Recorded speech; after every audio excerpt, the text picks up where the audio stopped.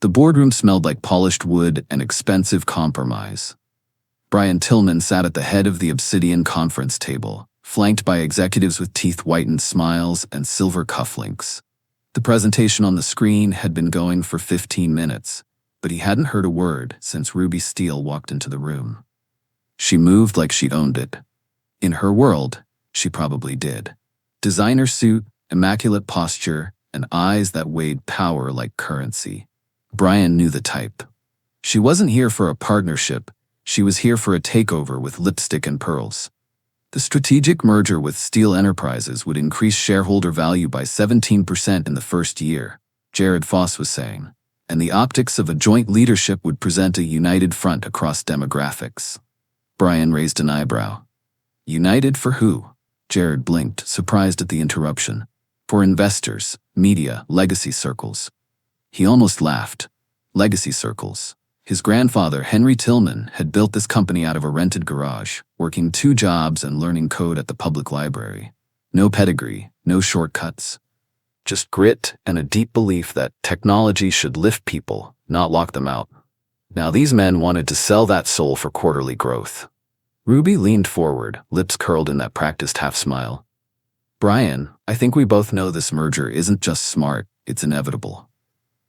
Her voice was smooth, intentional, dangerous. Bryan stood, slow and deliberate. Let me be clear, he said, voice low but sharp. Tillman Technologies was founded on access and integrity. If I wanted to sell out those values, I'd already be married to them. He looked directly at Ruby, meeting over. And with that, he left the boardroom, alone, but still standing. The pressure didn't stop when Bryan walked out of the boardroom. If anything, it tripled.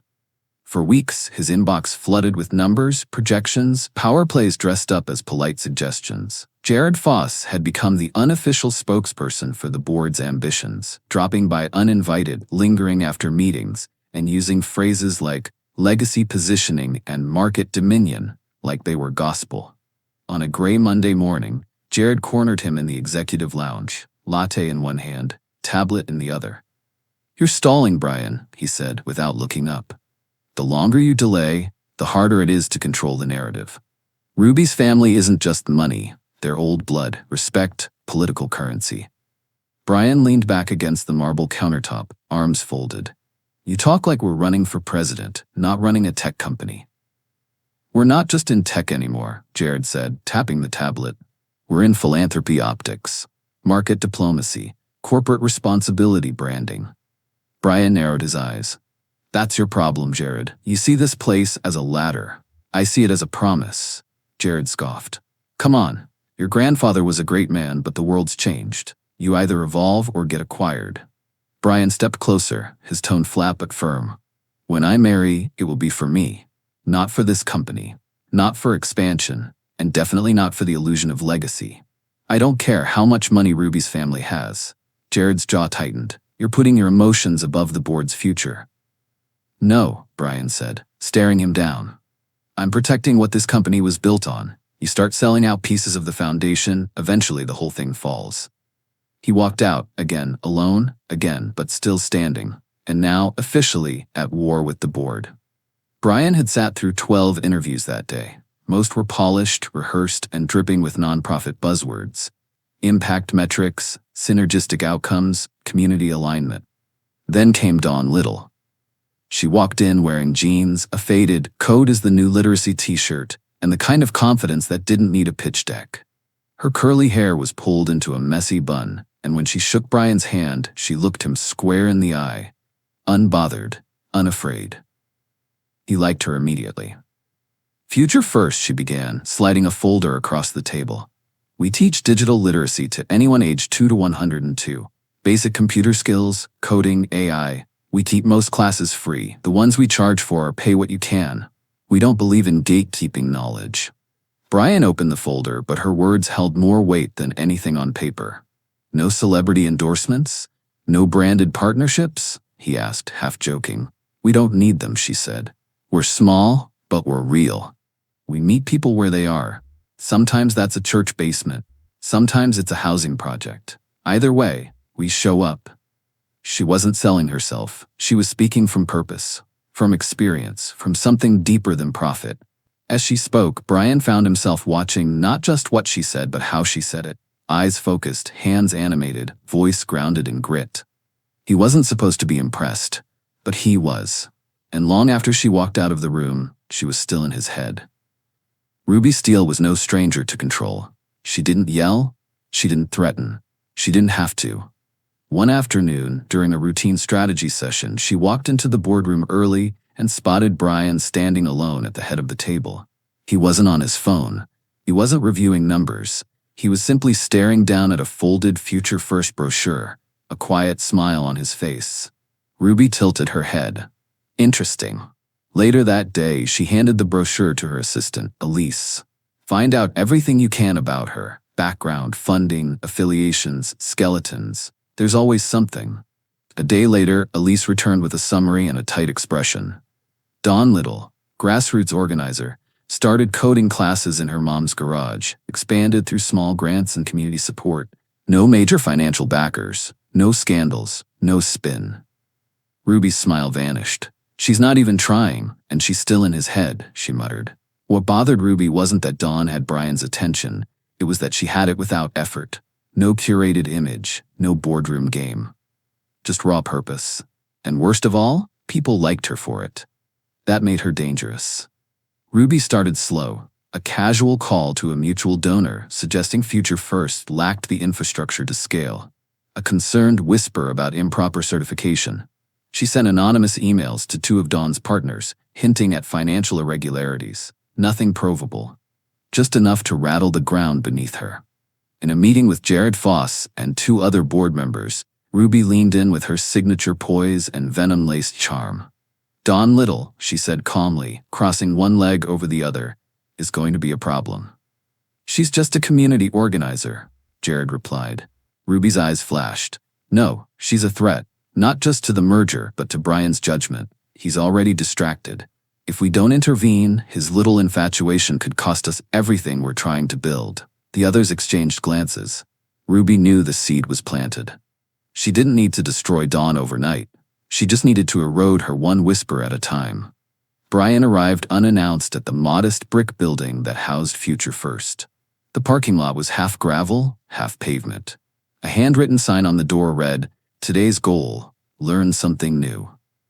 Officially, he was there to follow up on Dawn's grant proposal. Unofficially, he just wanted to see her again. Inside, it was nothing like the polished glass offices he was used to. Fluorescent lights buzzed overhead. Folding tables lined the walls, each one crowded with laptops, chargers, and people. Real people. Teenagers hunched over code editors. Parents learning how to format a resume. A 75-year-old woman, eyes squinting with effort, pecked at the keyboard with deliberate joy. "I just sent my first email," she announced to no one and everyone. Bryan smiled, genuinely. In the corner, a 10-year-old boy walked Bryan through a chatbot he'd programmed. "It tells jokes," the boy explained proudly, "and it learns what kind of jokes you like." It hit Bryan hard. This was it. This was why his grandfather started Tillman Tech. Not stock splits, not power lunches, but this. Dawn appeared beside him, wiping her hands on her jeans. "Didn't expect a pop-in from the Billionaire Brigade today," he chuckled. "Just making sure you're not secretly running a shell company out of a community center." Dawn smirked. "Give me time." They walked across the street to a small cafe. No press. No entourage. Just two people and a shared table. Over coffee, she asked him blunt questions no one else dared to. "What do you actually want, Bryan? Not as a CEO, as a person." He didn't know how to answer right away. She didn't wait for one. She teased him when he used corporate lingo, laughed when he admitted he didn't know how to make French press coffee. And through it all, he realized something quietly seismic. He wasn't falling for Dawn because she made sense. He was falling for her because she didn't. No box, no performance, no image to maintain, and it scared him in the best way. Across town, Ruby sat behind her glass desk, reading the private surveillance report Elise had placed on it. Photos of Bryan laughing in a cafe, walking beside Dawn. Hands in his pockets, relaxed, different. Ruby's jaw clenched. "She's not a fling," she said coldly. "He's changing." Elise shifted uncomfortably. "Should we escalate?" Ruby didn't respond right away. Her fingers drummed against the folder before she snapped it shut. Keep eyes on her, she said. Every move she makes, I want to know. Because Ruby had just made a decision. If Dawn Little wasn't going to disappear quietly, then she'd make sure she disappeared loudly. The board meeting was scheduled for quarterly projections, but the atmosphere buzzed with an edge Bryan couldn't quite place. When he walked in, Jared Foss was already seated, grinning like he had an ace up his sleeve. Then Ruby Steele walked in, followed by her father, Franklin Steele, a legend in corporate circles and a kingmaker in old money America. Apologies for the interruption, Ruby said smoothly, sliding into a chair at the table as if it had always belonged to her. We thought it was time to stop talking about potential and start building the future. Franklin gave a tight nod. Tillman Technologies has potential. With the right leadership, it can redefine legacy. Bryan narrowed his eyes. Meaning yours? Ruby leaned forward, voice like velvet dipped in ice. A joint leadership model. Full merger between Steele Enterprises and Tillman Technologies. Our combined capital and influence would double your valuation in 18 months. And the catch? Bryan asked, though he already knew. Her smile didn't flinch. Public engagement, us, a united front, power couple. The face of the new legacy. A beat of silence hung heavy in the room. The board lit up. Jared was already listing benefits. This could position us as a tech dynasty. We'd have Washington, Wall Street, and Silicon Valley behind us. Bryan stood slowly, jaw tight. So you brought your father to propose for you? Ruby's face remained unreadable. I won't be bullied into a business deal disguised as a marriage, Bryan said flatly. You want a merger? Fine. But I don't sell my name, and I sure as hell don't sell my integrity. Jared opened his mouth to interject, but Bryan didn't wait. He turned to the board. If this is what we're becoming, then count me out. And he walked out, again, not with rage, with clarity. Ruby didn't want partnership. She wanted ownership, and he wasn't for sale. It started with a letter. Dawn sat at her desk at Future First, flipping through the mail when she saw the seal from the city's Department of Compliance. A random audit, no reason given. A day later, an anonymous complaint triggered a fire inspection. Then a second letter arrived. One of her core donors was suspending their partnership pending review of operational integrity. By the end of the week, 2 funders were gone. Volunteers were asking questions she didn't have answers to. Dawn didn't understand what was happening, or why everything suddenly felt like it was collapsing beneath her. And then the invitation arrived. The Steele Foundation Winter Gala. Hand-delivered. Dawn held it in her hand, confused. She hadn't asked to be part of that world. She didn't belong to it. But curiosity, or pride, got the better of her. The ballroom was all marble and mirrors, with champagne fountains and silk gowns. Dawn stood out in a simple navy dress, a forced smile on her face. Then it happened. Ruby Steele took the stage, voice dripping with charm. Tonight, we honor a truly selfless woman, a local do-gooder dedicated to computer basics for the underserved. The kind of work that reminds us of how far we've come. Applause rippled, but it was lukewarm. Dawn's name was called. She walked to the stage, slow and steady, and took the mic Ruby handed her. Dawn looked out at the crowd, then directly at Ruby. This invite was unbelievable when I received it. I thought maybe, just maybe, it was genuine recognition. Now I understand what it really is. A prop, a performance, a reminder that your world isn't mine, and I never wanted it to be. Gasps scattered. Cameras clicked. She handed the award back and walked out. Bryan, standing near the back, was frozen. He hadn't known. Not like this. He shoved through the crowd and chased her down the marble steps outside. Dawn, wait, I didn't know she'd do this. I swear. She's trying to force me into a marriage to get my company, he said quickly, breathless. And she sees you as a threat.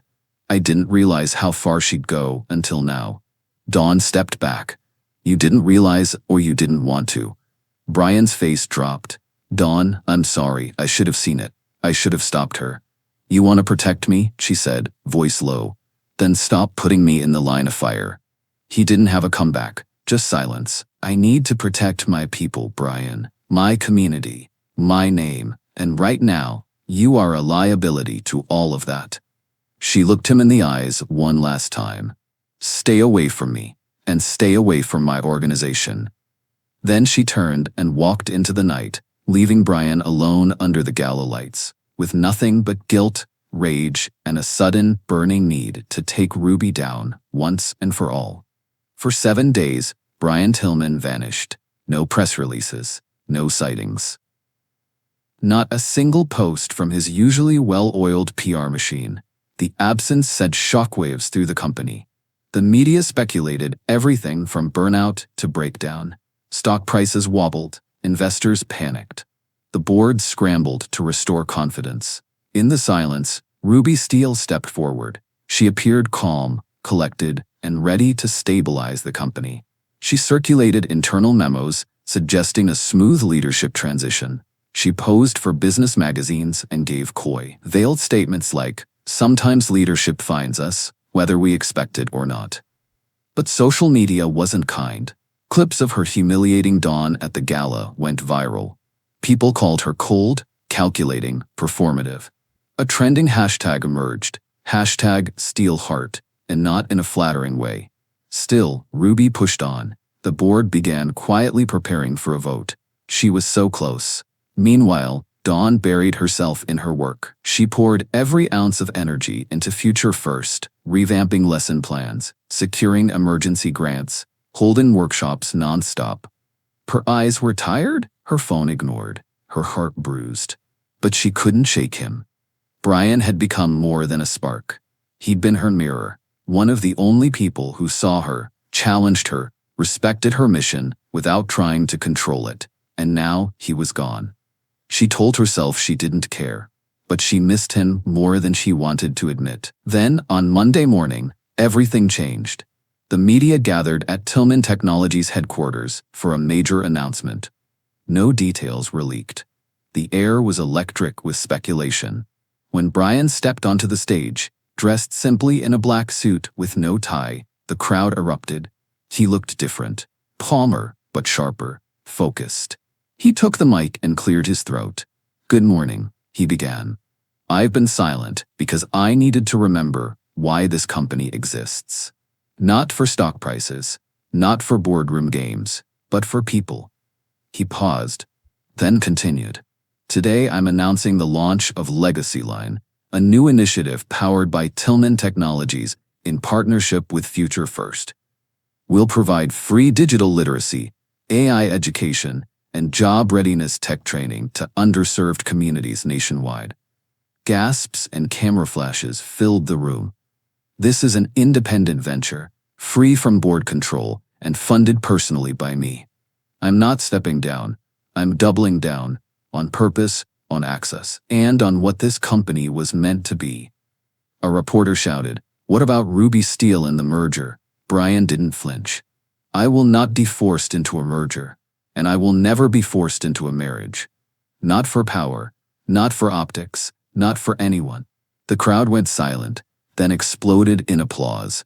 Across the city, Dawn watched the live stream on her office monitor. Her chest tightened. She saw the conviction in Bryan's eyes. The man who once hovered between obligation and truth was now standing fully in his own purpose. He wasn't doing it for her. He was doing it with her, even from afar. She turned off the screen, her heart pounding.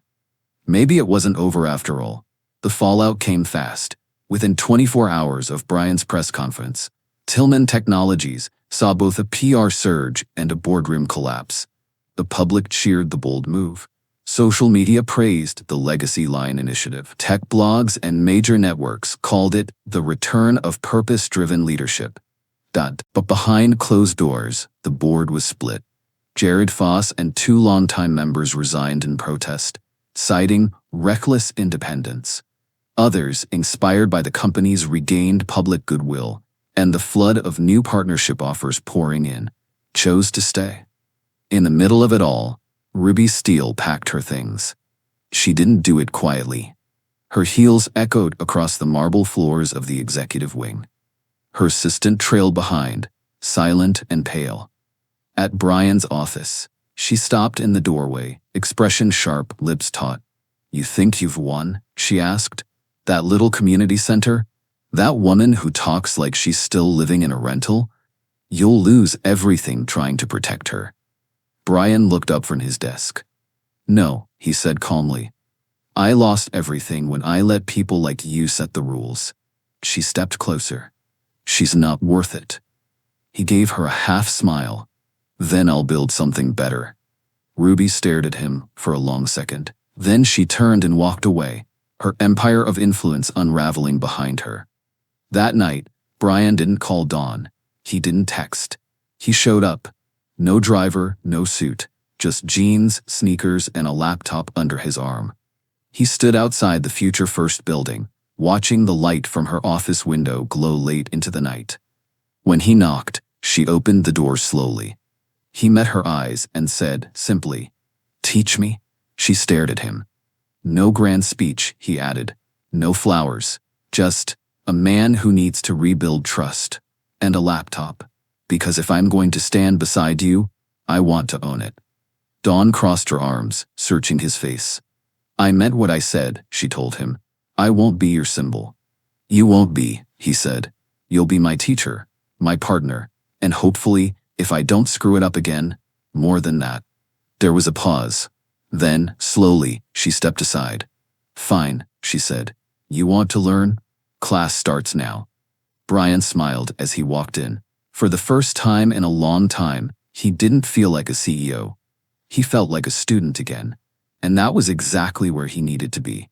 6 months later, Tillman Technologies looked different. Smaller in scale, sharper in focus. The glossy, bloated departments that once chased profit margins were gone. In their place stood lean teams devoted to community tech, nonprofit innovation, and real-world impact.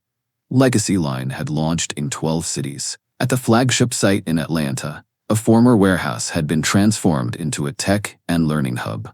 Children coded AI games next to seniors learning how to bank online. Ex-factory workers sat in VR labs training for remote jobs in cloud services. And Bryan Tillman? He wasn't behind a desk. He was in a future-first classroom, wearing a hoodie with a name tag that said, Bryan T. Beginner. Dawn made sure of that. They still argued, still challenged each other. She called out his blind spots. He pushed her to think bigger. But there was no more pretending. No more power games. Just two people who respected the work and each other. The media no longer asked about Ruby Steele. And if they did, Bryan would simply say, that chapter closed. This one's better. One evening, after teaching a coding basics class to a group of returning citizens, Bryan sat with Dawn on the roof of the center. The city lights blinked below them. A laptop sat open between them, displaying stats from their latest AI literacy program. You ever think we'd get here? He asked. Dawn smiled, sipping her tea. Nope. Regret anything? She paused, not trusting my gut sooner. About me? She looked at him. About us. Bryan nodded. Fair. He reached into his bag and pulled out an old photo, his grandfather standing in front of the original Tillman garage. I think he'd be proud, Bryan said quietly. Dawn leaned over and rested her head on his shoulder. I think he'd want us to keep going. No shortcuts. No shortcuts, Bryan agreed. They sat in silence after that. No headlines. No audience. Just purpose and each other. It took a year. A year of Bryan showing up without cameras. A year of listening more than speaking. A year of learning, volunteering, and earning back trust. Not with grand gestures, but with consistency. And then, one evening, after closing up the Future First Center, Dawn asked Bryan out. Just the two of them. No mission, no strategy. Dinner, conversation, laughter. They walked through the city afterward, hand in hand, their rhythm easy, unforced. He made her laugh, she made him think. The connection they once danced around now felt undeniable, real and rooted. As they reached her door, she turned, stood on her toes, and gave him a soft kiss. Then she smiled. I think we can do this again, she said. Bryan smiled back, eyes steady.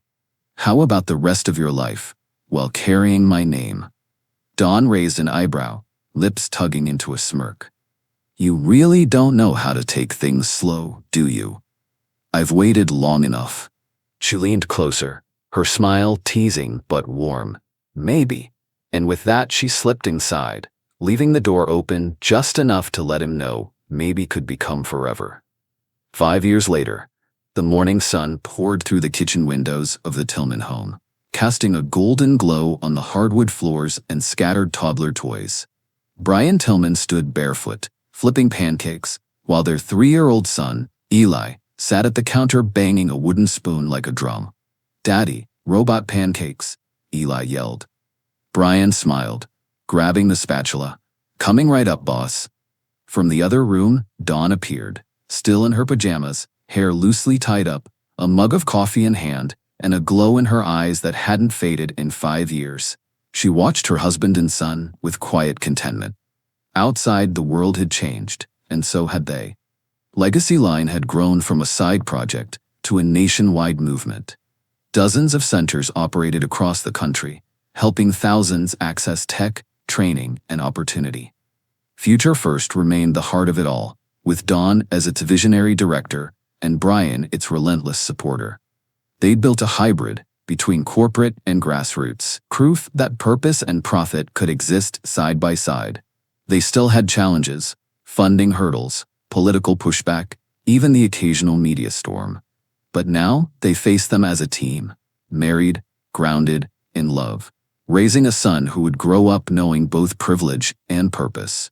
And every night, no matter how chaotic the day, they ended it on the couch, together. Because for Bryan and Dawn, success wasn't the empire they built, it was the life they created within it. The end. Thank you for listening to Green Tea Tales. Help our channel to grow with like, share, and subscribe.